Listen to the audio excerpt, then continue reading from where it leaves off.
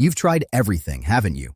The morning routine that lasted 3 days, the gym membership you used twice, the business idea you got excited about for a week, the diet that fell apart by Thursday. You start strong, you're motivated, you're committed. You tell yourself, this time is different, and then it falls apart, again. And you're starting to think there's something wrong with you, like you're just not built for discipline, like success is for other people. But here's the truth, there's nothing wrong with you. You're just missing one critical thing, and once I show you what it is, everything you've been struggling with will suddenly make sense. By the end of this video, you'll understand exactly why nothing sticks, and more importantly, how to fix it. Let's go. Here's what you think the problem is. You lack discipline. You're not motivated enough. You're lazy. You just don't want it bad enough. Wrong. The problem isn't you. The problem is you're trying to change your behavior without changing your environment. And behavior change without environment change is nearly impossible. Let me show you what I mean. You decide you're going to eat healthy. Great. Strong decision. You're committed. But your kitchen is still full of junk food. Your fridge still has leftover pizza. The cookies are still in the cupboard where they've always been. So what happens at 9 p.m. when you're tired and stressed? You see the cookies. Your brain lights up. You tell yourself, just one. You eat 5. You feel like you failed. You quit the diet. Was that a discipline problem or an environment problem? You decide you're going to work out every morning. Fantastic. You set your alarm for 6 a.m. But your gym clothes are buried in a drawer. Your shoes are in the closet. Your phone is next to your bed, begging to be scrolled. Alarm goes off. You're tired. You see your phone. I'll just check messages real quick. 20 minutes later, you've scrolled through everything. Now you're running late. I'll work out tomorrow. Was that a motivation problem or an environment problem? You decide you're finally going to work on that project. You sit down at your desk. Your phone is right there. Netflix is 1 click away. The tab with YouTube is already open. Instagram notifications are pinging. You try to focus. You manage 5 minutes. Then you just check one thing. An hour disappears. You got nothing done. You feel frustrated. You give up. Was that a focus problem or an environment problem? Here's what you need to understand. Willpower is finite. Environment is constant. You wake up every day with a limited amount of willpower. Every decision you make drains that tank. Should I check my phone or work out? That costs willpower. Should I eat the cookie or the apple? That costs willpower. Should I work or scroll? That costs willpower. By noon, your willpower tank is empty, and you still have 12 hours of decisions ahead of you. Now compare that to environment. If there are no cookies in your house, you don't need willpower to avoid cookies. The decision is made. If your gym clothes are laid out next to your bed, you don't need motivation to work out. The friction is removed. If your phone is in another room, you don't need discipline to focus. The temptation is invisible. Environment does the heavy lifting. Willpower just fills in the gaps. But you've been trying to do it backwards. You're relying on willpower while your environment actively fights you. That's why nothing sticks. Here's the pattern you keep repeating. Step 1. You get inspired. You watch a video, read a book, have a moment of clarity. You decide you're going to change. Step 2. You start strong. Day 1 is great. You're energized. You're motivated. You execute perfectly. Step 3. Motivation fades. Day 3, day 4. It's harder now. The excitement is gone. You're tired. It's not fun anymore.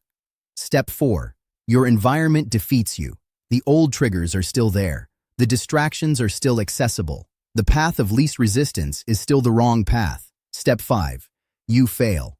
You miss a day, then another. You tell yourself you'll restart Monday, but you don't. You quit. Step 6. You blame yourself. I'm just not disciplined. I can't stick to anything. I'm a failure. Step 7. Repeat. 3 months later, you get inspired again, and the cycle continues. Sound familiar? You're not failing because you're weak. You're failing because you're fighting your environment. And the environment always wins. The people who actually stick to things, they're not more disciplined than you. They just designed their environment to make the right choice automatic.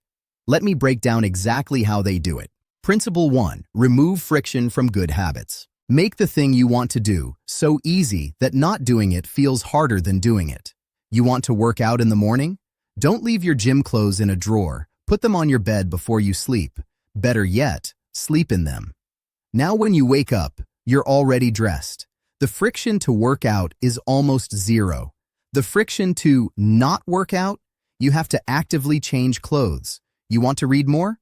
Don't keep the book on a shelf. Put it on your pillow. Put it in the bathroom. Put it everywhere you sit. Now reading is the path of least resistance. You want to drink more water? Don't keep it in the kitchen. Put bottles in every room, on your desk, by your bed, in your car. Now drinking water is easier than not drinking water. This is called environment design. You're not fighting yourself. You're engineering the default choice to be the right choice. Principle 2. Add friction to bad habits. Make the thing you want to avoid so difficult that doing it requires actual effort. You want to stop scrolling social media? Don't rely on willpower. Delete the apps from your phone. Now, when you want to scroll, you have to reinstall the app. Enter your password. Wait for it to download. That's enough friction that most of the time you won't bother. You want to stop eating junk food? Don't keep it in the house. If you want it, you have to get dressed, drive to the store, and buy it. That's a lot of friction. Most of the time, you'll choose not to. You want to stop wasting time on your phone at night? Put it in another room. Plug it in far from your bed. Now accessing it requires getting up, walking to another room, and bringing it back.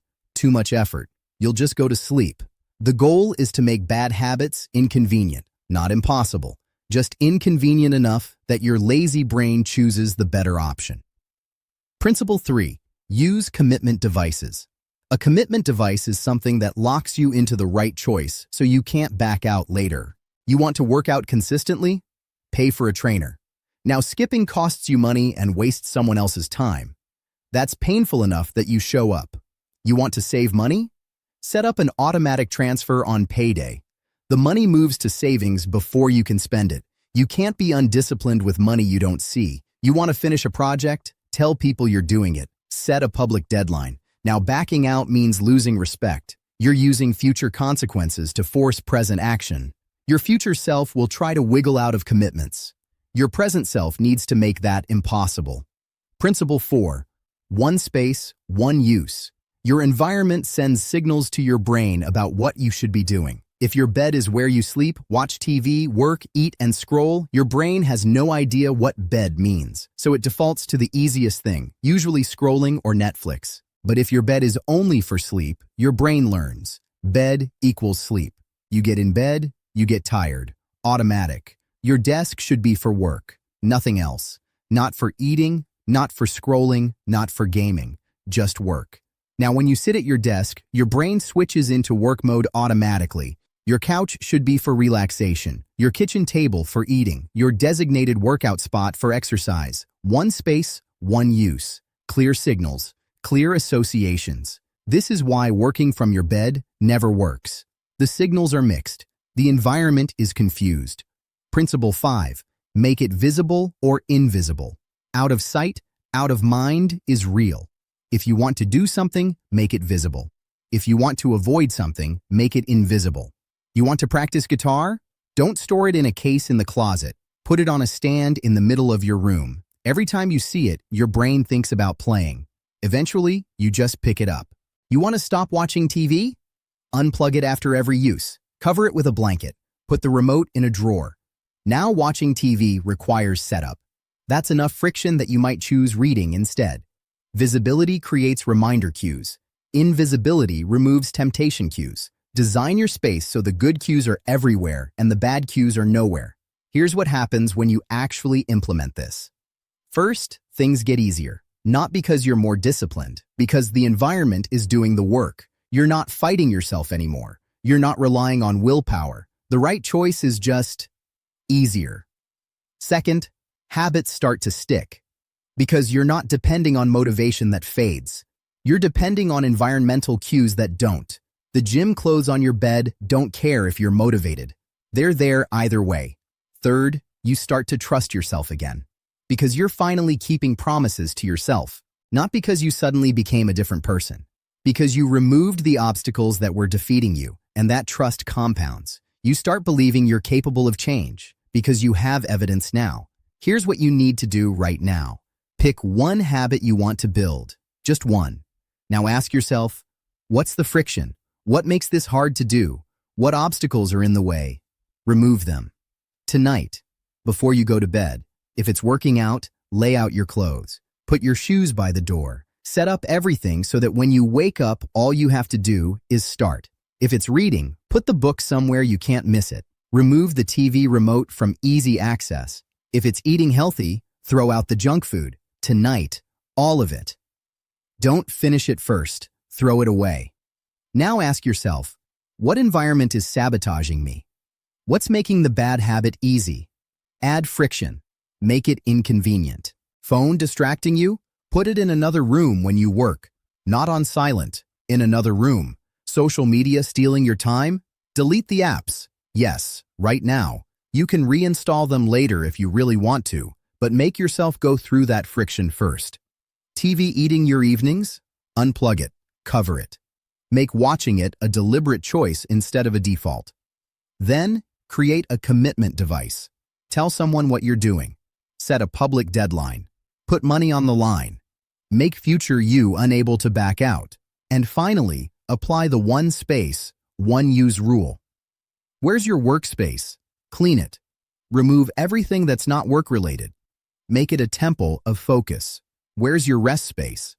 Separate it from work. Make it impossible to accidentally work there. Create clear boundaries, clear signals. Here's the truth you need to accept. You've been fighting a battle you were designed to lose. Willpower versus environment. Environment wins every time. The people you admire aren't superheroes with infinite discipline. They just set up their environment so that discipline is barely needed. They made the right choice, the easy choice, the default choice, the automatic choice, and you can too.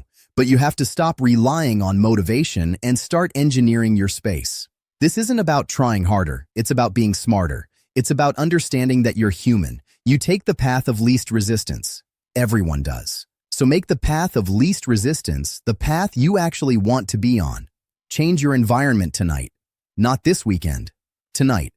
Move the furniture. Remove the temptations. Set up the cues.